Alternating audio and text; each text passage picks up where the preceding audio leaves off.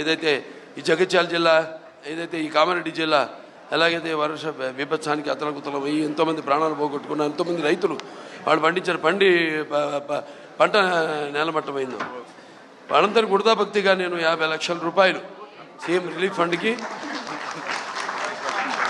దాంతో తీరదు వాళ్ళకి ఇంకా కూడా ముందు ఎటువంటి సహాయ సహకారాలు అందించాలో దానికి వృతాభక్తి ఇప్పుడు నేను అనౌన్స్ చేస్తున్నాను. ఎందుకంటే అందరు ఉన్నప్పుడు అయితే నాకు నచ్చదు అది అనౌన్స్ చేయడం, ఏదో రాజకీయ అలా కాదు.